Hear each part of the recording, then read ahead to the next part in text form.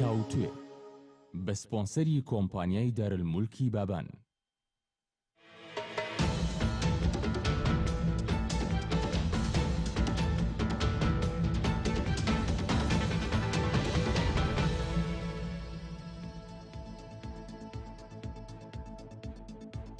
This is NRT Daily News Analysis. سلااوتان لەوێ بەڕێزان، کارزان عوسمانم لە ئەستۆدەکانمان لە هەولێری پایتەختەوە لەگەڵتانین بۆ تاوتوێکردنی پرسە گەرم و گرنگەکانی ڕۆژ. لە ئێستادا عەبادی چاکسازیەکانی ڕاگەیاندووە و لە بەردەوامیشدایە. لە پاڵ ئەوەشدا هێشتا خۆپیشاندان و ناڕەزایەتیەکان بەردەوامن. بەتایبەت یاخود دیارترینیان ڕەوتی سەدرا کە ڕایگەیاندووە لە ئێستادا ئەو قیادەی خۆپیشاندانەکانی بەغدای پایتەخت دەکات. هەردوێنێش ڕایگەیاند ئەگەر حکوومەتەکەی عەبادی حکوومەتی نوێ ڕانەگەێنێت یاخود کابینەی نوێ ڕانەگەێنێت ئەوە هەڵوێستی دیکەیان دەبێت. لەم نێوەندەدا من دەپرسم دەبێت کورد چۆن مامەڵە لەگەڵ ئەم دۆخە تازەی عێراقدا بکات.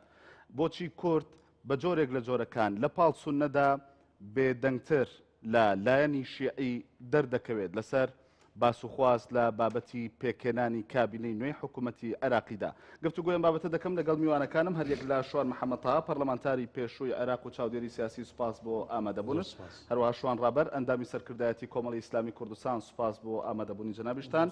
لە بەغدادەوە ڕاستەوخۆ ئەمین بەکر ئەندامی پەرلەمانی عێراق لە فراکسیۆنی گۆڕان لەگەڵمان دەبێت، سوپاس بۆ ئامادەبوونی جەنابیشتان. بەڕێزان، وەکو هەمیشەوەش دەرفەتانەی لە تۆڕی کۆمەڵایەتی فەیسبوک و لە پیجی NRT پرسیار و سەرنجەکانی خۆتان لەسەر تەوەری بەرنامەکە بۆ من بنووسن تاوەکو لێرە بتوانم وەڵام لە میوانەکانم بۆ ئێوە وەربگرمەوە. کاک شوان، کاک شوان محەممەد تاها، ناوی سولاسی بێنم کە بانگکردن. ئۆکەی، سوپاس. کورد دەبێت چۆن مامەڵە لەگەڵ ئەم دۆخەدا بکات، مەسلەی ناڕەزایەتی و پێکێنانی کابینەی نوێ و گۆڕانکاری لە وەزارەتەکانە کورد بۆچی بێدەنگتر لە جاران دەردەکەوێت لە باسوخواست لەم بابەتەدا؟ زۆر سپاس. بە حقیقەت ئەگەر ئەو بابەتە وەکو خۆی هەڵاوێڵکەن دیارە قسەکردن لەسەر ڕەوشی ئێستایی هەنووکەی عێراقدا ئەنی زۆر هەڵدەگرێتن. چونکە عێراقێک شەڕی داعش، عێراقێک ئەزمەی مالی، عێراقێک کێشەی سیاسی، عێراقێک بوونیمان گرتن لەسەر شەقام و خۆنیشاندان. ڕەنگە ئەو بابەتە ڕەنگە دەبێت تۆزەک و بەوردی قسەی لەسەر بکرێتن. ئەگەر قسە لەسەر ئەوەی بێ پرسیارێک دێتە پێشەوە، ڕەنگە پرسیار وەکو درێ پرسیارێکی فکری دەکەین، نەک تۆ حەقتێ پرسیار لە من بکەی، بەس وەکو پرسیارێکی فکری کە خۆی تەڕح دەکە ئایا ئەو چاکسازی ئێستا لە عێراقدا قسەی لەسەر دەکرێت، ئایا پرۆژەی حەیدەر ئەبادیە یان پرۆژەی خۆنیشاندەران و مانگرام بووە، بەغەض النەزەر لەوەی ئەوانەی لەسەر شەقامدا کە ئەژەندەیەکی سیاسی حزبیان لە پشتدا هەیە. ئایا ئەو پرۆژەیە حەیدەر ئەبادی بۆ خۆی بەتەنها جێبەجێ دەکا گۆڕانکاری دەکاتن؟ ئایا حەیدەر ئەبادی خۆی ڕوبەڕووی گۆڕانکاری دەبێتەوە؟ یا ئەگەر قسە لەسەرەوەی بێ حەیدەر ئەبادی مشورە لەگەلانە سیاسەکانی تر دەکا، حەیدەر ئەبادی دیسان دیارە چەند حەکیم و خەڵکی عاقڵمەندی شیعە ئەو پرسیاریان ڕوبەڕووی حەیدەر ئەبادی کردوتەوە، دەڵێن ئایا تۆ ئەگەر مشورە لەگەر ئێمە نەکەی دەبێ گۆڕانکاری ئەوە ڕاستە خۆشملی تۆش بکاتن، چونکە لە ئەساسدا ئەو پرۆژەی تۆ نەبووە کە حەیدەر ئەبادی هاتە سەر دەسەڵاتی گرتە دەست متمانەی حکومەتی پێدرا، ئەو پرۆژەی لە دەستدا نەبوو. ئێستا کەشتە دابیری پێویستی لە دەست نییە بۆ ئەوی تێی گۆڕانکاریەکەوکە. ئایا گۆڕانکاریەکان تەنها بە گۆڕینی وەزیرەکان 22 وەزیر خۆی نایە بەقەدەوەی فشاری لەسرە؟ یعنی دەتوانانی بڕی کۆمەڵێک عامل هەن، کۆمەڵێک فاکتەر، کۆمەڵێک هۆکاردا هەن، بەس قسە لەسەر ئەوەیە بەس بۆ ناکرێت، بۆ بەردی ناکرێت. مەسەرەن کێشەکە ئەگەر کێشەی 22 وەزیری تەمەن 18 مانگ بێ کە تەمەنی زۆرینەن 18 مانگا، ئەوە گوناحێکی گەورەیە تۆ پاشاگەردانی 13 ساڵی حکوومەتی عێراقی دەوڵەتی عێراقی بخیتە سەر 22 وەزیر کە ئەوان هەڵگری تحملی ئەو بابەتە بکەن. لێرەدا کێشەکە لەسەر موئەساسی دەوڵەتە. ئایا حەیدەر ئەبادی و ئەوانەی فشار بۆ حەیدەر ئەبادی دەبن، ئەوانی پشگیری حەیدەر ئەبادی دەتوانن گۆڕانکاری لەسەر موئەسساتی دەوڵەت بکەن؟ ناڵێم حکومەت موئەسساتی دەوڵەت بە شێوەیەکی گشتی چ وەزارەتەکانەوە چ دەستگا سەربەخۆکانە و تا موئەسساتی قەزاییش دەگرێت. بەس چێن ئەوانەی کە فشار دادەنێن، ینی خۆ تاوەکو ئێستاش ڕوون نییە، بۆ نمونەیەک لەو پرسیارانەی کە دەیکەم تاوەکو ئێستا سەدر کە قیادی خۆپیشاندانەکانەکە نازانرێ بە وازەحی، ینی پشتگیریە لە چاکسازەکانی عەبادی یان دژی چاکسازەکانی عەبادی؟ ڕەنگە قۆستنەوەی کێشەیەک بێ حەیدەر ئەبادی ئەگەر دەڵێتن من گەندەڵکاران دەدەم بە دادگا، ئەو حزبەی کە حەیدەر ئەبادی لێی دروست بووە پشتی شێری بەردەکەوێتن لەبەی بەدادگا بۆیە حەیدەر عەبادی لە گۆڕانکاریەکاندا لەناو حزبەکەی خۆیدا تاییدی دەست ناکەوێتن بەڵام ئەگەر بە دیزازەی برای بەڕێزم کاکشوان ئەگەر ورتە قسە لەسەر ئەو بابەتە بکەین بەڕاستی بەڕون و ئاشکرا ئەوەی ئێستا لە عێراق دەگوزەرەی شەڕی مەرجعیەتە هەندێک پارتی سیاسی شیعە مەذهب هەن کە وەلایەن لە بۆ نەزەفەیە هەندێک پارتی سیاسی شیعە مەذهب هەن کە ویلایەتیان لە بۆ وەلایەن لە بۆ ویلایەتی فقی هەیە لێرەدا پێکدادانێکی ژێرا و ژێر هەیە بەڵام لە 2000دا شەقام ئیستیغلال دەکری ئەویش دەسەڵات بەکاردێنێتن بەڵام لە کۆی گشتیدا بەڵێ ئەوەی حەیدەر عەبادی ئایا ئەزمێشترە قەیرانشترا یان دەوێت قەیرانەکان چارەسەر بکە بە گۆڕانکاری بەڕێز جەدەلی چاکسازی ئێمە لە کوردستانیش تێکەوتوینەوە جەدەل لەسەر چاکسازیەت بەبن نایە یعنی ئەگەر کێشە لەسەروی چاکسازیەکان چۆن دەکری بەچێ ئاقارێک دەکری بە تێڕوانی دەکرێت مەسەن من و برای بەڕێزم کاکشوان دوو تێڕوانینی جیامان هەیە کە خەڵکی شارێکین وڵاتی چین لە بۆ براماکانی چاکسازی بۆیە جەدەلی چاکسازی ئەگەر لەسەر موئەسسات و هەیبەتی دەوڵەت نەبێ ڕەنگە زەدەلێکە بە کۆتانێتن بۆیە حەیدەر عەبادی دەبێ دەبێتەوە وەکو عەرەباتنی زەبابێتێکە ناڕوونیەت هەیە لە ئەو پرۆژەی گرتیانە دەست کە ناوی ئەوەیە ناوی چاکسازیان لێناوە ئایا چاکسازیە یان گۆڕانکاری سپاس دەکەم دواتر وەڵامیەوەم بەرەوە کە کورد چۆن مامەڵە لەگەڵ و دۆخەدا بکە کاک شوان ڕابەر ڕوئیای ئێوە بۆ چاکسازەکانی عەبادی چۆن ئاوڕان لەگەڵ سەرنجەکانی کاک شواندا بەێ سەرەتا بەناوی خی گەورە میهرەبان زۆر سپاس بێگومان کاکشوان کۆمەڵێک شتی باشی باس کرد کە کاتی خۆی بۆ خۆشی لەوێ بووە ئەو هەڵوو مەرجەی کە ئێستا لە عێراق دەگوزارێ واتە هەم ئیدارەدانی بەڕێز حەیدەر عەبادی هەمیش ئەو دەنگە ناڕازیەی کە لە عێراق بە شێوەی گشتی و بە تایبەتیش لە خواروی عێراق هەیە و ئەو گەندەڵیەی کە لە سەردەمی بڵێن حەیدەر عەبادیش هاتوۆتە ئارا و ئێستاش لە سەروی هەموو دەنگە ناڕزایەکان تەیاری سەدر کە قیادەی مەسەلەکە دەکا خۆی هێناتە ڕووناچی و مەیدان بە حەقەت وەزعێکی لێڵ و ئالۆز و ناڕوونە و لە هەمان کاتێشدا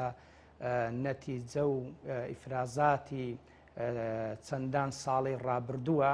کە دەتوانین بڵێن شیعە بە شێوەیەکی گشتی تێیدا مشاریک و هاوبەشە بە تایبەتی و لە نێویشیاندا تەیاری سەدرش خۆ تەیاری سەدرش معسووم نین و بەشدار بوون لە حکوومەتەکانی ڕابردوو تا دەگاتە ئێستا و ئێستاش بەشدارن بەڵام ئەو سەرمەشقیەکردنەی تەیاری سەدر بەڕێز موقتەدا سەدر دەکرێ ئەگەر بقۆسترێت و یا بە ئاراستەیەکی باشدا بردرێ حکوومەت بە خەبەر بینیتەوە و بەرەو ئاراستەیەکی باش بن ئێمە پێشوازی لێ بکەین و دەستخۆشی لێ بکەین و بە شتێکی باشی لە قەڵم دەین نکوچکەیەکە لە بەرەوەی موقتەدا سەدر هەم لەوانەیە پاڵپشتی ئیقلیمی هەبی پاڵپشتی مەرجعی و ئاینی و جەماوەری هەبی ئەوەی بەو دەکرێ لایەنێکی تر نەکرێ ئەوەی بۆ ئەو دەڵوێ بۆ لایەنێکی ئیرادەشی هەیە بەقەت ئەوە ینی بەقەت ئەو پاڵپشتیانی هەیە ئیرادەشی هەیە بۆ چاکسازی چونکە هەڵە نەبم تەجربەی هەیە سەدر پێم وا بێت لە 2004دا کە قیادەی خۆپیشاندانەکان دەکا لە پای ئیمتیاز و کۆمەڵێک دەستەوە پێت دەڵێم وەک با تەتیمەکەی بێ قسەکەم ئەویش ئەوەیە لە هەمان کاتدا ئەگەر دەستخۆشی لێ بکەین پێشوازی لێ بکەین بەڵام بێ ئەو حرەکەتە و جموجۆلە بێمەرام و مەبەستیش نییە بێ پاڵپشت و بێدافع و بێ هاندەر نییە هاندەری ئیقلیمی لە پشتەوێ و هاندەری مەرجعیەتی لە پشتەوێ زۆر جان ئەوان لە ڕێگای ئیدارە و سیاسەتەوە ناتوانە شتێککەن لە ڕێگای مەرجعیەتەوە دەیکەن و خۆشی لێکردەکەن و پاڵپشتیشی دەکەن و لە کۆی پرۆسەکەدا بۆ مەرامی مەرجعیەتی خۆیان و تایفەی شیعە ئەو ئیشەی دەکەن ئەگەرنا لێرە حەیدەر عەبادی باس لە گۆڕانکاری و چاکسازی دەکا دەمێکە دانی پێداهێناوە خەڵک نقوسکەی لێدەدا خەڵک ڕێپێوان دەکاتن پێویست نەبوو بگاتە ئەو ڕۆژەی کە تەیاری سەدری بێتە منتیقەی خەضرا دەبوو هەر بۆ خۆی چاکسازی کرد بە بەحساب ئەو جیایە لە سەرۆک وەزیرانی تر کابراایکی پرۆفیشناڵە کابراایکی مەدەنی و حەضاریە لە وڵاتانی ئەوروپا ژیا شەهادەتی مەسەڵەن برین بەریتانیای هەیە کەچی ئەمە دەبینی ماوەیەک چ لە تەعامل بەرامبەر بە کورد چ تەعامل لەگەڵ ناوخۆ یعنی بە هەمان ڕەوش و مەسار تا ڕادەیەک ڕۆوی و لەسەر گەندەڵی مەسەڵەن بەردەوام بوو ئێستا گەندەڵی و دۆخینە هەمواری کارجێڕی عێراق بە شێوەیەکە بەڕاستی یعنی ئەگەر زۆر بە حەچیمانە بە ڕەزامەندی هەموولا بە تایبەتیش لایەنی کوردی دەستکاری ئەم کابینێ ئەم پرۆسەیە بکرێ پێم وایە کاردانەوەی سلبیتر دێتە ئاراوە وشتی تریش سەر هەڵدەدا و خەڵکی تریش دێتە مەیدان بە هەر حاڵ تەیاری سەدەر وەک باسم کرد دەکرێ بە شتێکی ئیجابی لە قەڵم بدرێ بەڵام ئەوانیش دەیانەوێ بارودۆخەکەی بقۆزنەوە و حەیدەر عەبادیش پەیامی پیشانی خەڵکدا ئەگەر گۆڕانکاریش بکە ئەو گۆڕانکاریە لە لایەکی خۆمە بەڵام لە هەمان کاتیشدا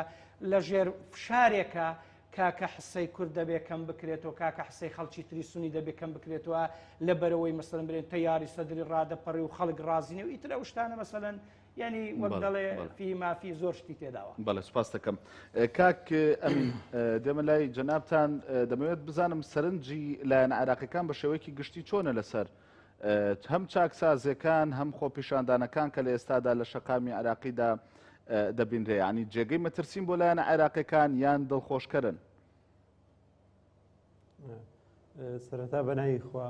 گەورە و میهرەبان لە ڕاستیە ئەگەر ئێمە بگەڕێنەوە بۆ مێژووی 10 ساڵ 5 ساڵ لە حکومڕانی ئاین 10 ساڵ لە 2005ەوە بە تایبەتی نەک لە 2023ەوە ئەبینین ینی مێژوویەکی پڕ لە ینی گەندەڵی و فەشەلی ئیداری و فەشەلی بنیادنان لە بنیادی تەحتی عێراقی تەجروبەی پێشوو بووە واتە ئەو حکومەتێک کە لەو ماوە دوور و درێژەیە کە حکومڕانیان کردووە چ لە ڕووی داراییەوە نەیانتوانیەوە هیچ بنەمایشی دارایی ئەوتۆ بۆ عێراق پێکەوە بێن وە چ لە ڕووی ئیداریەوە نەیانتوانیەوە ئیدارەیەکی سەرکەوتویان نەبێت کە زیاد نزیکەی ئەتوانین بڵێن 1000 ملیار دۆلار داهاتی عێراق بۆ لەم چەند ساڵەیە بەڵام هیچ ینی ئەم پارەیە هیچ ئاسارێکی بە بنەی تەحتی عێراقی و بە ئەعمارەوە دیار نییە. ئەمە بۆتە هۆی ئەوەی کە ینی بابەتی گەندەڵی جا هۆکارەکەی مە دوو بابەت دوو شتە یا فەسادی مالیە یاخود فەشەلی ئیداریە لە هەردوو بابەتەکەیە لە هەردوو هۆکارەکەی خەڵک پڕ بووە ینی بەوەی ئەمە ئەو فەسادە زۆراوە کە ئەمە بۆتە وێردی سەر زمانی چ کەناڵەکانی ڕاگەیاندن چ ڕاگەیاندکاران چ خەڵکی ئاسایی هەمووی دەستی تۆمەت بۆ حکوومەت و بۆ هەموو ینی پێکاتەکانی ناو دەوڵەتی عێراقی درێژەکە بێزگە لە خەڵک ئەمە لایەنێکێتی لانی دووهەمیان کاتێک کە ئەمە بۆتە ڕێیەکی گشتی و بەتایبەتی لە مانجی هێشتەوە لە پێشتردا خەڵک ئەترسا ینی یان ڕەچە نشکا بوو کە بێتە سەر شەقام و اعتراز بگرێ و خۆپیشاندام کە بێزگە لەو بابەتێکە لە ڕوومادی و ساڵەکانی پێشترە 2008 تا ڕوویدا بەڵام لە مانجی هێشتی 2015 وردە خەڵک ئەو ترسەی نەما هاتە سەر شەقام و پێش وایە ئەمە لە بە جۆرە جۆرەکان لە پشتەوە حەیدەر عیبادی دامی ئەم تەوەجوهەی دەکرد بۆ ئەوەی کە بتوانێت یعنی ئیسفادە لەو مەوجە یاخود لەو شەپۆلی نازایەتی خەڵک بکە و لە ژێر دروشمی ئیسلاحا بە تایبەتی ئەوەی کە ئەو دەیەوێت لە دەسەڵات باش ئەم قسەی تۆ بمانای ئەوە دێت کە عیبادی ئیرادەیەکی بەهێزی هەیە بۆ چاکسازی. من پێم وایە عیبادی ئەوێ گۆڕانکاری بکات چونکە ئەزانێت واقعی عێراقی اینجا من ئەمە بڵێم واقعی عێراقی بۆ لە ساڵەکانی پێشترا قسە نەبوو ساڵەکانی پێشووتر داهاتێکی زۆر هەبوو کە داهاتی نەوت بوو نەوت پارەیەکی باشیە کرد یعنی هەرچۆنێ بۆ ئەیانتوانی لانی کەمی خەڵکی زۆر بەهۆی موچە و بەوانەوە دانیشێ و قەنەعەت بکە بەڵام کاتێک کە داهاتی عێراقی لە کەمیدا بەتابەتی بەهۆی داشکانی سەری نەوتەوە ئیتر وردە ینی کونوکەلەبەرەکانی نەهێر درزی زۆر گەورە لە سیستەمی بەڕێوەبردننی ئەم عێراقیە دەرکەوت ئەمە وای کرد ئیتر هەمووی ببیندرێ هەموو لای ئەمە ئاینن کاتێک ئەمە ناچار نەبێت چارەسەری بکەن هەوڵی چارەسەرکردنی بن یەکێک لە بابەت لە چارەسەرکردنەکان بێزگەلەوەی کە لە ڕووی داراییەوە تەقەشوفێکی زۆر کراوە پەرلەمان دەگیرێت سەرم تەقەشوفەدا لە ڕووی ئیداریەوە پێویستی بە چاکسازیە پێویستە بۆی ئەو ئیدارەیەکی ڕەشید بێ یاخود لانی کەمی خۆی تەرشیح کاتەوە لەو جسمە گەورەی کە بە خۆیەوە هەڵی گرتووە بۆ ئەمە لە قۆناغی یەکەمە هەوڵیدا هەندێک لە جێگرەکانی سەرۆک کۆمار و سەرۆک وەزیران و هەندێک لە وەزارەتەکان کەم کاتەوە لەم قۆناغەیە تەمان بۆ معلوماتت ئەمە بەشێکی پێویستە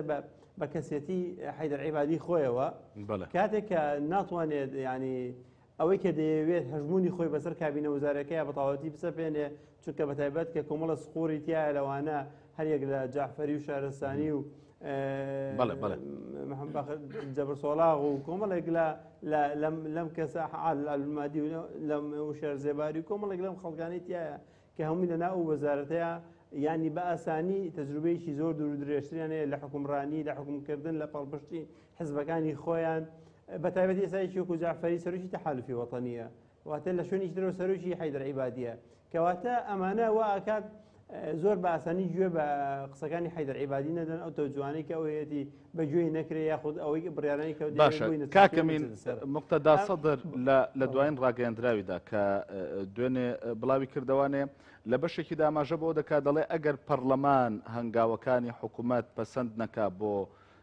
چاکسازی هێرشەکانمان دەگوازینەوە بۆ سەر پەرلەمان بەڵام هیچ کاردانەوەی کەوتۆمان نەبینی ئەم قسەی سەدر بە هەند وەرنەگیرا یان جۆرێک لە خۆبێ دەنگکردنی لەلایەن لایەن عێراقیەکانەوە لێکەوتەوە ئەلبەت تەمان چەندێک پەرلەمانی عێراقی 34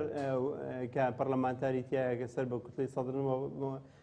لە 328 پەرلەمانتار واتە هەموو ئەوانی تریش بەشی خۆیان ینی جەماوەری خۆیان و عمقی خۆیان هەیە کەواتە ئەمانی بێت تعبیر گوزارە لە ڕای حیزبەکانیان یاخود ئەو عمق استراتیژی و جەماوەری خۆیان بکەن کاتێک کە خەڵکێک مقتەدا سەدر بەهۆی ئەو عمقی خۆیەوە کە لە 34 پەرلەمانتارە گوزارش لە بوون و وجودی خۆیە کاکە ئێستا شارعیشی هەیە و ئیسفادی لەو ینی تەحەشودەی جەماوەری کە لە شارع هەیە و لەو غەزەبەی کە خەڵکێتی بەرامبەر بەو ئیدارە پاشلەی کە لە ساڵانی پێشوەی بووە ئیسفادی لەمە کردووە ئەویش هاتووە ئەوێت دروشمی ئیسلاح ئەلەمەکەی خۆی هەڵی بگرێ واتە خۆی ئەم پەرچەمە هەڵبگرێ بۆ ئەوەی کە لانی کەمی بە تایبەت لە قۆناغێکا بوو کە دووسێک لە وەزیرەکانیان یەکێک لە جێگری سەر وەزیرانی کە ینی کە سەر بە کوتلەی سەدرە دوو وەزیری تریش کە سەر بە کوتلەی سەدرن ناوێت لە نەزاهەیە بوو کە حالی دادگا کران ئەمە بۆ خۆی بۆ سمعی ئەوان پێیان ناخۆش بوو بەڵام ئەمان توانیان بە خێرایی ئیسفادە لەوە بکەن لەو ینی ناڕزایی خەڵک بکەن و سواری شەپۆلی ناڕزایەکە بن و خۆیان بکەن بە خاوەنی کاتێک کە ئەبینین ئەو داوا ئاکات ئەڵەگەر پەرلەمانی استیجابەی نەبێت کەواتە ینی ئەمە گوزارە لە دوو شتەکە یا ئەوەتە ئەگەر بە نووسراویش نەبێ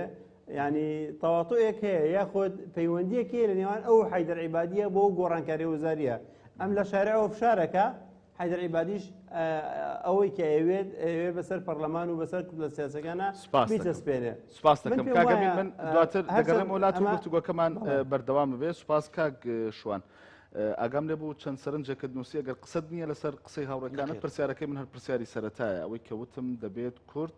چۆن مامەڵە لەگەڵ ئەم دۆخەدا بکە بەڕێز ئەو هەنگاوانەی ینی من ناوی ناڵێن پرۆژە چکۆ پرۆژە بە فۆرمدا بەشکردن بەسەر پارتە سیاسیەکاندا ناوی نانەی پرۆژە بە بیمەی بێکاری دەچێەوە وەکو بیمەی بۆ کار دۆزینەوەیە هەنگاوەکانی مالکی عەفوەن حەیدەر عیبادی ئەگەر گۆڕینی وەزیرەکانە ئەوە بەبێ مشورەت ناکرێت وەزیرەکان بگۆڕین ئەگەر گۆڕانکاریە لەسەر موئەسساتی دەوڵەت بە شێوەیەکی گشتی ئەوە کورد تێڕوانینی خۆی لەسەر ئەو بابەتە هەیە بۆیە دەبێ ینی بەڕوونی معاملە لەگەرەوە بابەتە بکری تا ئێستا ناڕوونیەکی حەیدەر عیبادی بەکام ئاقادا گوزەر دەکاتن ئایا تەنها گۆڕینی وەزیرەکان گۆڕانکاریە شەقام هەر ئەوەی دەوێتن سەیر لەوەدایە کاکارزان دوێنێ مقتەدا سەدر من ئەوە من دووسی بیرم کەوتەوە ناوی چەند کەسایەتێکی کوردی تەرح کردووە بۆ ئەوەی پۆستی کوردی پێ بدرێتن ئایا چێ لە باتی کورد قسە دەکاتن خەڵکی کوردستان مەبەست ئێرە ئەوەدا نییە کورد وەزیرەکانی وەکو کاکەمین باسی کرد مەسەلەن ئەو تەرەهولەی چۆن عیلاج دەکاتن پێنجمان هەیە چارمان هەیە سێمان هەیە بەڵام لە وەزارەتەنە کام وەزارەتمان بەردەکەوێ من بەش بە حاڵی خۆم پێم وایە ئەگەر کورد یەک لە وەزارەتە گرنگەکانی ئەگەر جێگری سەرۆکی ئەنجومەنی زوێراندا دەدرێتەوە ئەو حەقی خۆمان تێدا هەیە ئەگەر نا لە وەزارەتە گرنگەکان مالیە نەوتە خارجیە یەک لەوەمان بەر نەکەوێتن لە وەزارەتی ئەو ینی هەندێک وەزارەتی تر هەنانە بە حەقیقەت ئەوجا سپارتی سیاسی وەرەگری مشکلە نییە بەڵام دەبێت کورد وەک خۆی معاملەی لەگەڵ بکرێتن دەبێت کورد سنجی کورد معاملەی لەگەر بکرێتن کە کام پۆست وەردەگریتن ئەگەر وایە ئەگەر خەڵکیش وەکو مقتەدا سەدر و یان خەڵکیتر خەڵکی کەسایەتی کورد من ملاحەزەم لەسەر ئەو کەسایەتانی ئەو ناوانە نییە کە مقتەدا تەرحی کردووە بەس بەقەت ئەوەی چێن ئەو ناوانە تەقدیم دەکاتن بۆیە قسەکردن لەسەر پرۆژەکە بەحەقەت تۆزێک لە زەبابێتی تێدایە کاکە شوان جوان باسی کرد هەندێک ئەژەندەی دەرەچی لە پشتا شارەکان فەرزیان کردێت دەتوانین بڵێن حیدەر ئەبادی تووشی دۆڕیانێکی سەخت هاتووە قسەکەت لەسەر چاکسازی کامە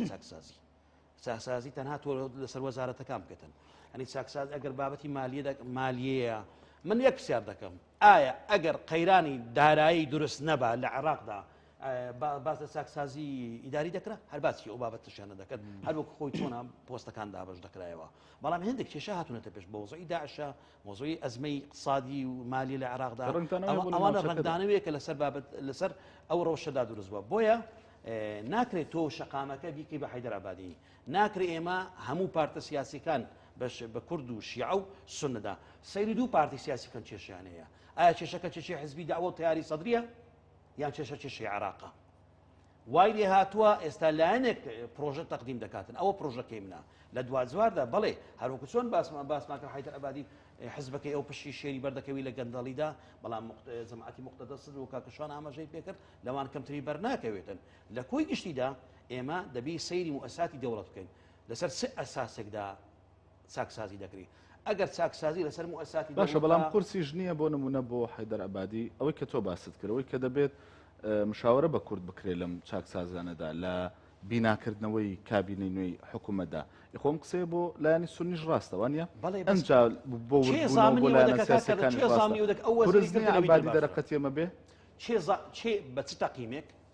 ئەگەر ئەو وەزیران من هیچ پەیوەندێکم هیچ وەزیرێک نییە بەڵام ئەگەر گەندەڵی چەند بابیامدا بەدادگا لەسەر چه ئەساسێک بەکان پێوە تۆ دەیگۆڕی بەکان پێوە ئەوان تر دێنەوە باش تەکنۆقرات مۆزوعی تەکنۆقرات ینی مۆزوعی تۆزێک زەبابێتی تێدایە ئایا دەکرێت ڕاستە کاک شوان گوتی شەهادەیە بەس ئایا طبیبێک دەکرێت وەزیری سەحەبی بەس ناکرێت سەرۆکی حکومەت بێ ئەگەر باس تەکنۆقرات بکرێت ئەندازیان دەبی لە فلانکە شوێن بێ پیاوی ئاینی بێ لە فلانکە شوێن بێ قسەکردن لەسەر تەکنۆقرات کامە تەکنۆقرات چیت دەوێت تەکنۆقرات ئایا وەزیر شار وڵات بەڕێوە دەبا بەڕێز لە عێراقدا ئێستا کە حکومەتی عێراقی حکومەتی مۆزەفە بچووکەکانن زۆر وەزیر هەن لە ناو وەزارەتەکەی خۆی قرارەکانی پێزێ بەزێ ناکرێن ئێمە کێشەیەکمان هەیە لەسەر موسساتی دەوڵەت لەسەر موسساتی حکومەت ئەگەر موسساتی حکومەتە ئێستا تۆ سیرکە وەزیری دیفاع تەکنۆقراتە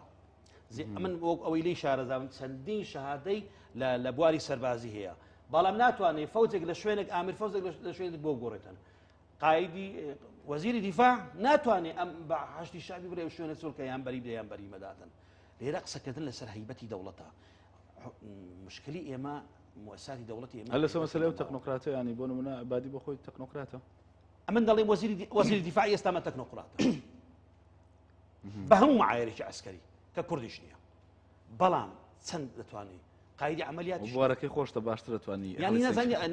ناتوانێت تحرک بکە قیادێکی عملیاتی نەوە کەسێکیانی ناوە کە ڕئیسی زیازی مکافحەی ئێرهابی عێراقیە ئەو قایدی عملیاتی عێراقی دەکاتن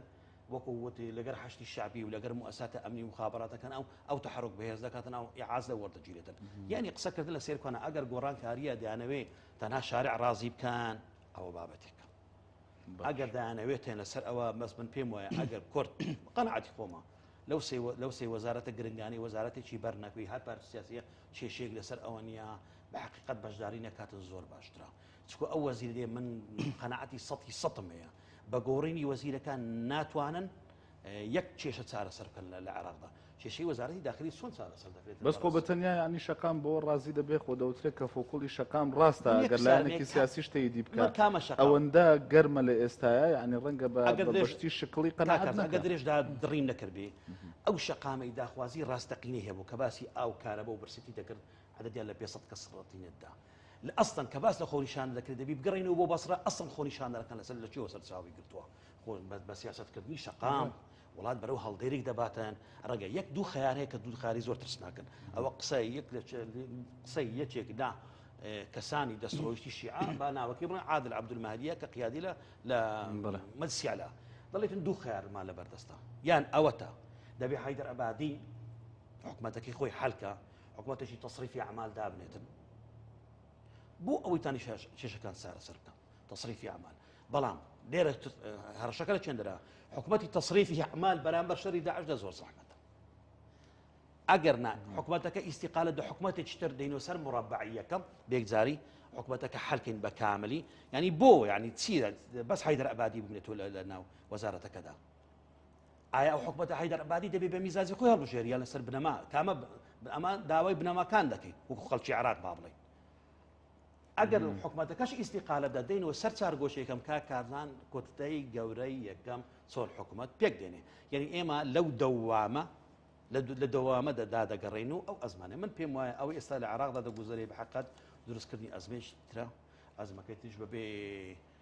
ئەژەندەی وڵاتانی تر دروستکراوە یان دەتوانی بڵێن تەأسیراتی خۆی هەیە دوو شەڕێکی هەڵگیراوی دەمێکە شیع و شیعش لە ئارادا هەیە من ناتوانم بە داوای لێبردنشەوە لە بینەرەی تەلەڤیزیۆنەکانی ئێوەدا دەڵێم ئێمەی کورد شەڕی براکوژیمان ئەوەندە ساڵە کرد کە حتمێکی تاریخیە قسەیکی محەممەد مکریم بیرکەوتەوە لە کاتی شەڕی ناوخۆدا وتی خەڵکینا ئەوەی دەستە شەژەقام ئەو کاتی نووسەرەکان خۆیان دەیەوان خۆمان دەسووتێنین وتی خۆتان مەسووتێن با شەڕەکە بکەن چکو حتمێکی تاریخیە لە پاش شەڕی بە شەڕی بکەن ئەو تۆ بکەن کە جارێک ذاتی ئەوە نەکەنەوە شەڕی ترتە بەدوادا بکەن سوننا بەداخۆ بینیمان کەنای بران عەرەبی سوننا ئەو بەدیلەکەی ئەو داعشات شەقامی سونەیدا تەپان حتمێتیشی تاریخی هاتوتە پێش لە مابەی دوو مەرجعتی پێک ناکۆک پێکدادان لە مابینی شیع و شیع دروست دەبی 4 ساڵ پێش ئەوڕۆ دروست بوو تەزیل کرا ئەگەر ئەمڕۆ ئێران و مەرجعی شەریف لە نەزەفیشدا ئەو کێشەیە خەفە بکاتن بەڵام تەزیلی دەکاتن بێکجاری حەلی ناکاتن. سپاسەکەم کاک شوان ڕابەت دیارە ئەم چاکسازیانەی حکومەت یاخود ئەم دۆخەی کە ئێستا عێراقتەی کەوتووە هاوکاتە لەگەڵ ڕاگەیاندنی یاخۆت وروژاندنی پرسی سربەخۆی و دەوڵەتی کوردیدا ئەم بابەتە کورد دەبێت چۆن مامەڵی لێ بکایان لەگەڵ بکات دەتوانێت سوودی لێ ببینێ بۆ خۆ بەهێزکردن لە ناو حکوومەتە نوێەکەی ئەگەر قرار بە حکوومەتێکی نوێ بێتە ئاراوە حکوومەتە نوێەکەی عێراقدا بەڵام وچانێکی کورد وەردەگرم و دواتر وەڵامت لێ وەرەگرمەوە بەڕێزان وچانێک و بەردەوام دەبین.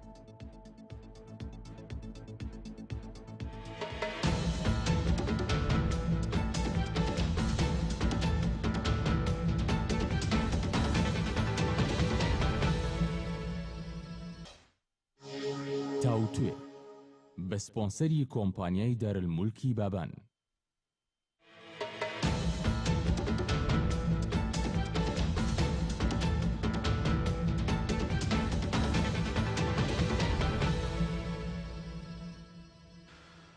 دووبارە سڵاو بەڕێزان لەگەڵتان بەردەوامین بۆ تەواوکردنی گفتوگۆکەمان کاک شوان ڕابەر پرسیارم کرد سەبارەت بۆی کە کورد دەبێت چۆن مامەڵە بکات لەگەڵ ئەم دۆخە نوێی عێراقدا. دەستت خۆش زۆر سپاس. دیارە و پرسیارەشت بڵێن هەمان پرسیارە ڕاستی کاکشوانی کرد کۆمەڵە قسەی لەسەر کرد فعلا پرسیارێکی هەداف و ئامازدارە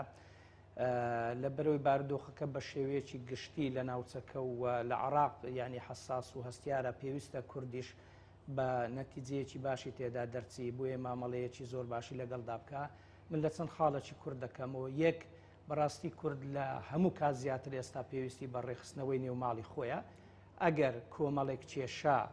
لە هەرێم لەگەڵ بەغدا هەن بە هەمان شێوە کۆمەڵێک کێشەی سیاسی و ئابروو جڤاچیش لە هەرێمی کوردستان هەن کە من نامەوێ باسییان لێوە بکەم کە ڕۆژانە باسییان لێوە دەکرێت شتی عینین دیارن ینی پێویستە کورد بەڕاستی لە نێو خۆ ماڵی خۆی ڕێبخاتەوە بۆ ئەوەی هەم ئەو کێشە هەمەلایەنانەی کە لە نێو خۆدا هەن چارەسەر بن بە و خۆ تەرتیبکردنەوە هەمیش بەیەکەوە ئێمە ڕوبەڕووی تەحەدیات و کۆسپوتەگەرە و ئاستەنگەکانی دەرەچی ببینەوە بەرامبەر بە بەغدا بەرامبەر بە ئیقلیم خۆ یەک دوژمنمان نییە یعنی لە ڕابردوو تا دەگاتە ئێستاش کۆمەڵێک وڵات تومحیان لە مثلەن هەرێمی کوردستاندا هەیە نەیارن بە ئەزمموی ئێمە دەیانەوێ ئەزمموی ئێمە لە بارچن ئەوە بەوە دەکرێت کە هەمومان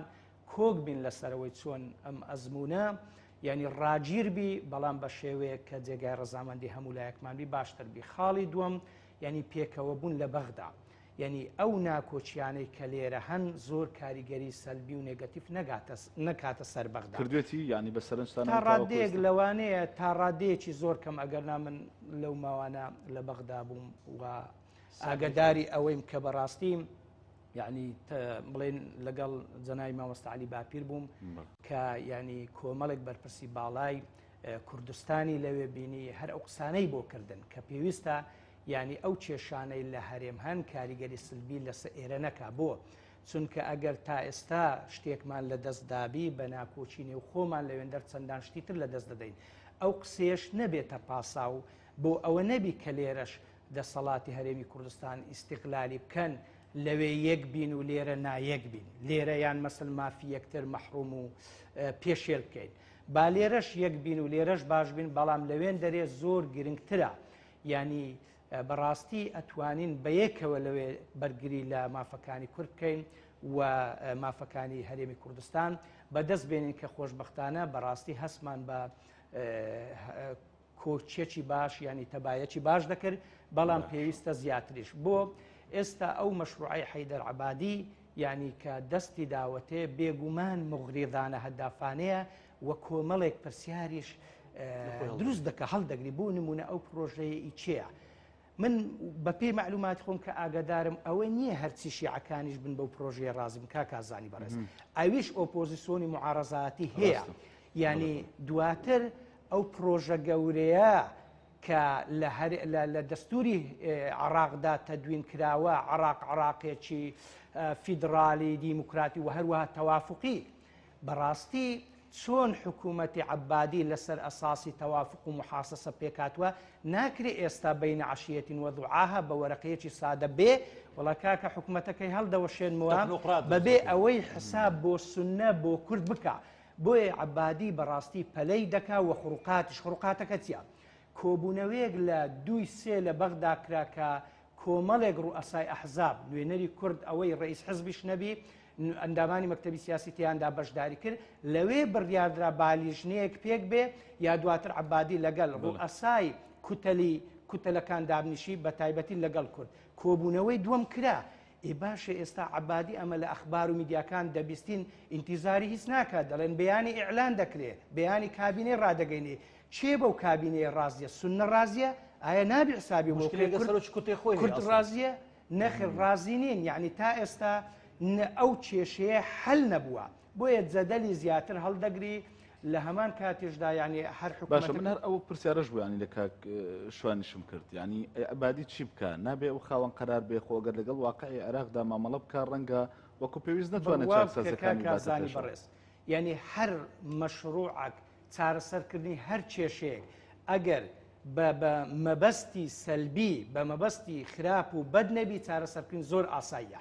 یعنی چارەسەرکردنی ئەوێ وەکو باسم کرد تەوافق مڕعات بکرێ محاسسە مڕعات بکرێ دێم لەگەڵ کووردا دەنیشم چی دەوێت کە حەقی دەستوری خۆیتی ڕازی دەکەم لەگەڵ سونەدا دەنیشم بەڵام ئەگەر بە ڕوحیەتی یەکتر حەذفکردن و یەکتر تەهمیشکردن و یەکتر ستڕینەوە یان مەسەلەن فێڵ لە یەکترکردن کابینەیەکی تر بە ناوی خۆپیشاندان و دەنجی ناڕەزایی و بوونی گەندەڵی پێک بێ بەڵام لە هەمان کاتدا لە وەتەری حساسی کورد و سونە بدرێ ئەوە قابلی قبول نییە قابلی قبولیش بی خۆ کورد کاکە شەڕ ناکە بەڵام زۆر زۆر بایکۆت دەکا باشە یعنی ئەوە کەی فیدرالیەتەکەی حکوومەتی مەسەلەن بڵێن موحەدە دواتر ئەو قسێش پێین باشە حکوومەتی شیعە هەندێک کەس بە فەشەل ناوی دەبن ئەگە ناویشی لێنەنین فەشەل بەڕاستی برایانی شیعەکە دەمێکە زیمامی حکوومەت لە دەست ئەوانە یعنی سەرکەوتو نەبوون لە ئیدارەدانی عراق بە شێوەیە کە جێگای ڕەزامەندی هەموو پێکهاتەکان و هەموو خەڵکی عراق بی بۆ لەبەرەوەی بە شێوەیەکی مەسەلەن مغریضانە تەعامل دەکەن ئەگە بە شێوەیەکی مواتینانە برایانە تەبایانە دەستورانە دابینکردنی مافەکان ینی ڕەفعی مەظالیم و ستەم ئەوانە بی زۆر ئاسایە ئەتوانێت پێک بێن خۆ کورد کەی لە حەقی خۆی زیاتر داوا کردوە فەرمۆ بە پێی مەسەلەن برێن پەرلەمان کورد لە هەموو دەم و دەستگاکان 120 بەبەردەکەوی لە عسکەر 103 و 104 هەیە هەموو زباتی کیباری ناردومار ونیە مەسەلەن یەکونی ئێستا لە زۆربەی شوێنەکان ئەمە لەوێ لە بەغدایش باسمان دەکرد ینی ئێستا تەماشە دەکەیت تا ئێستاش کوردنەی کردوتە شەڕ هەر دەرێک کاکە حسەی خۆم 170 بدە و وەرە با پێک بین و حیواری ئیجابی بکەین و ئەوانە بەڵام ئەوان دێن زیاتر تەنگ بە کورد هەڵەچنن کێشەمان بۆ دروستەکان بۆ کورد بۆ سونەش کاکە سونەش خۆگاڵتەنێ فەرموو ئەوە تەنانەت فیتنەی داعشیشیان بۆ دروستکرا ئاوارەکران لەسەر ماڵ و بۆ کەسەی بوو لە لێدانی ویستی سونەکان بۆ مەسەلەی هەرێمی سەربەخۆ یان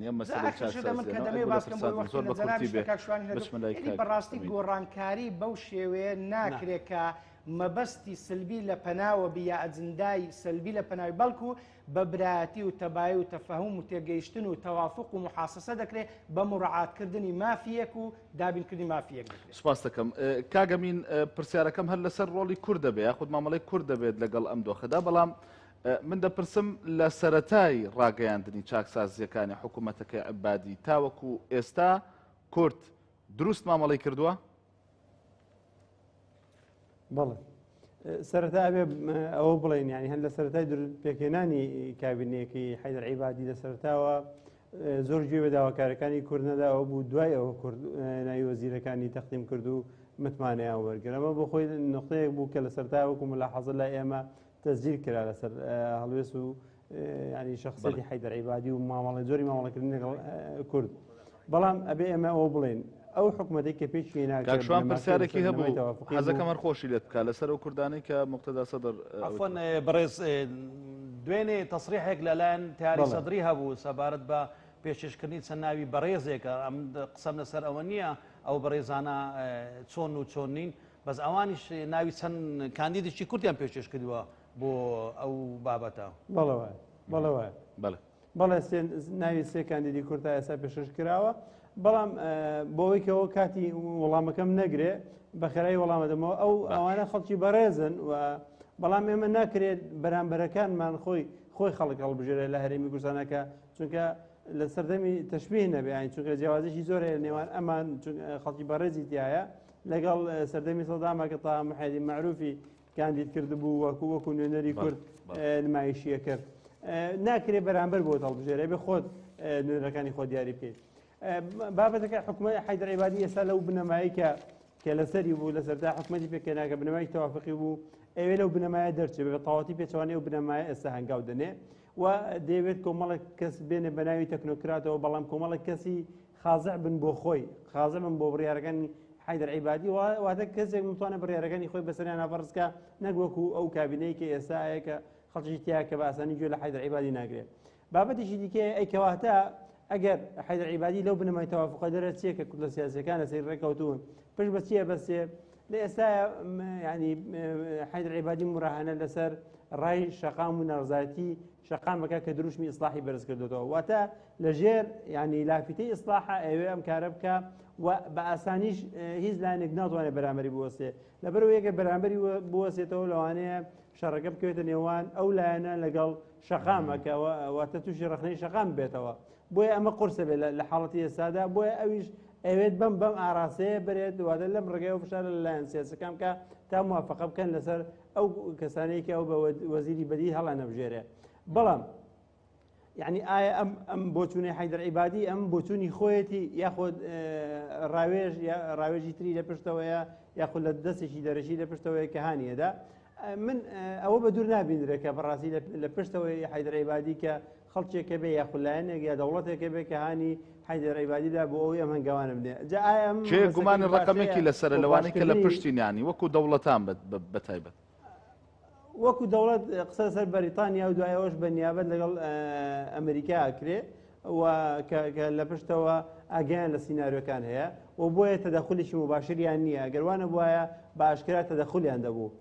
بابەتێکی تر هەیە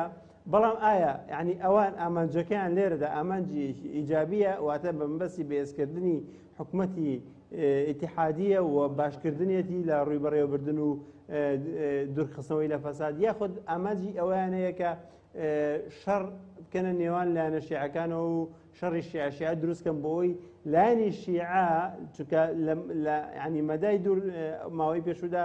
زۆر پرۆژه یاسا هەبوو کە تەنانە فشاری دەرەکیشمان لەسەر بوو کە نەتەوە یەکگرتوەکان ئەمریکا سەفاردەکان تەدەخلیان نەکرد بۆی کە لە بەرژەوەندی لایەنە سوننەکە بڕوە بەڵام لایەنی شیعە رازی نەبوو بۆی ئەم حاڵەتە لەوانەیە ئەگەر ببێت کێشە بکەێت نێوان لایەنە شیعەکانەوە تێپەڕاندنی کۆمەڵە لەو پرۆژه یاسانە زۆر ئاسانتر دەبێت ئەمە قسەیەکە بەڵام ئێمە چۆن تەعامل لەگەڵ ئەمە بکەین ئەمە ئەو وەڵامی لێر دێمە سەر وەڵامی پرسیارەکەی بەڕێزت کورد لە سەرەتایە هەمومان بەیەک ینی وەکو یەک لایەن قسەمان کردووە ئەم لایەنە کوردیەکان وتومانە ئێمە ئیسلاح بەڕاستی ئەبێ ئەم قسەیە ئەمە وەکو خۆم و وەکو دستنەوەی گۆڕان ئەبێ ئەمە بڵێم عراق پێویستی بە چاکسازیە بەڵێ پێویستی بە چاکسازیە بە گۆڕانکاریە پێویستی بە گۆڕانکاریە و چۆن بکرێ ئەمەیان وەڵامەکەیت ئەمە پرسیارەکەیە چۆن ئەم چاکسازیە بکرێت کە وا بێت لە قازانجی خەڵکی عێراقا بێ بەگشتی و فەساد نەهێڵێ و گەندەڵی ئیداری نەهێڵێ ئەمەیان ئەو پرسیارەیە کە پێویستە بیکەن ئێمە وەکو کوڕ و تومانە ئێمە ئەگەر کێشەمان لە وەزیرەکانمانە هەیە پێمان بڵێن با خۆمان محاسبەیان بکەین یاخود بیان دادگا یا لە پەرلەمان متمانیان لێ بسێنرێتەوە ئەگەر نییە ئەو بنەمایانەمان بۆ دیاریکەن کە ئەتانەوێت وەزیرەکانی لەسەر بگۆڕن واتە ئەگەر وەزیرەکە فاشلە پێمان بڵێن ئەمە فاشلەکەیەتی ئەگەر فاسدە بڵێن ئەمە فەسادەکەیەتی و محاسبە بکرێ نەگەوە ئەوە تێپەڕێ دوو ئێمە ئەگەر دوو بنەما ینی ئیسلاح لەگەڵ یاین و حتا ئەگەر گۆڕانکاریەکە مادام خەڵک دەیەوێت ئێمان لەگەڵ یاین و دەعمی ئیسلاحیشەکەین بەڵام بە دوو مەرج کە هەردووشیان دەستورین یەکەم ئەبێت ینی تەوازن بپارێزێت لە بنەمای ئەو حکوومەتەیە کە دروستە بێت چونکە بەپێی دەستور بنەمای دەستوری بنەمایکی بنەمای تەوازن بنەمایکی دەستوریە ئێمە داوای ئەومان کردووە کە ئێمە لە سایبیستی عراق کەمترنی زیاترین کەواتە بێت لایەن کێمی سایبیستی وەزارەتەکەی تۆ ینی بڵێن حکوومەتەکەی حەیدەر عیبادیمان هەبێت ئەمە لایەنێک ئەمە لە چەند وەزارەتە خۆی بینێتەوە کاتە قسە سەر ڕێژەی وەزارەتەکانەکرێت دووەمیان ئەبێ بەو ڕێوشێن شوێنانەیە تێپەڕێت کە دەستورین واتە نەک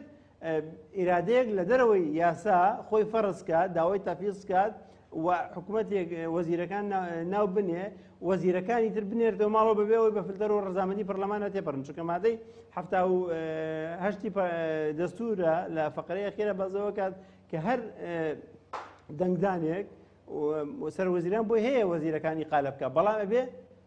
موافقەی پەرلەمانی لەسەر بێت واتە ئەگەر ئەو ئیقالەشیان کە پەرلەمان موافقەی نەکرد ئیقالە ناکرێن کە تا وەزیری ئیقالە نەکات چۆن وەزیری شتری خاتە شوێنەکەی کەواتە ئەم ئالەتان و ئەم ڕێکارانە جێبەجێ نەکراون و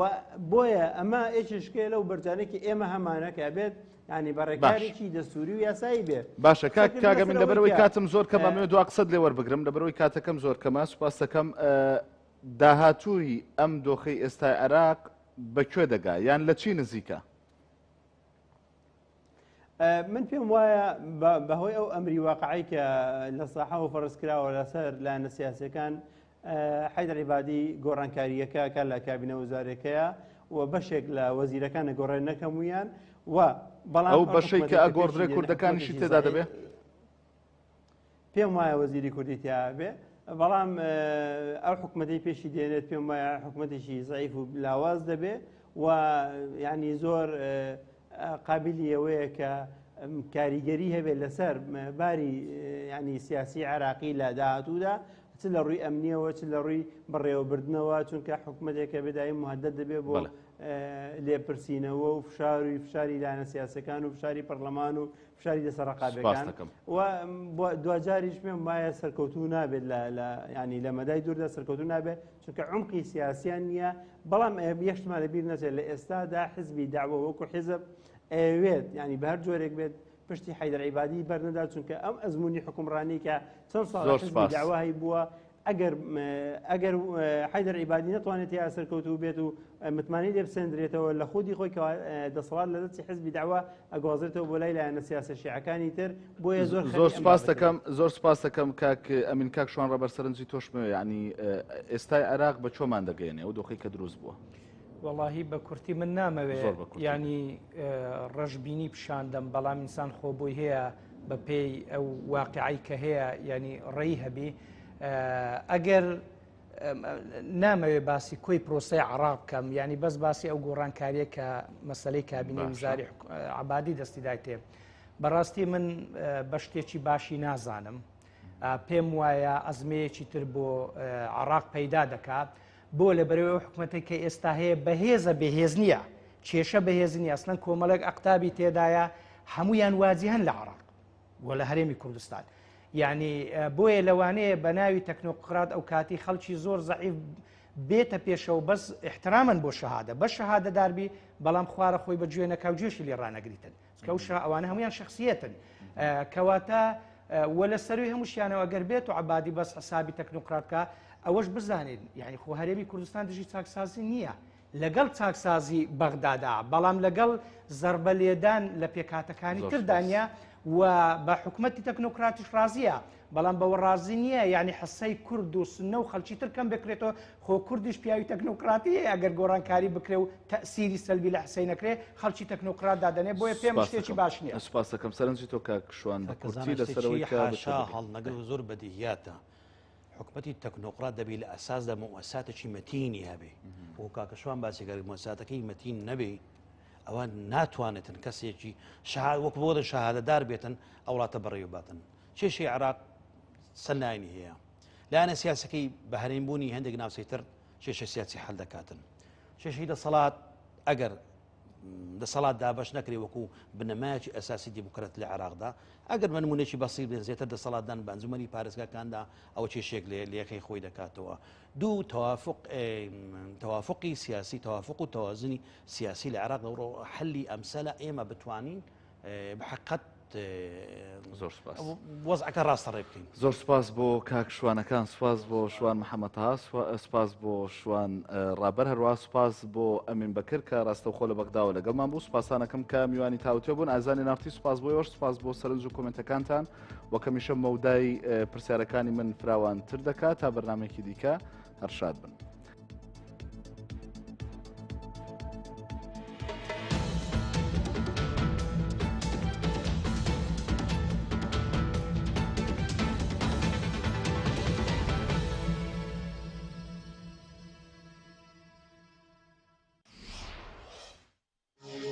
تاوتوێ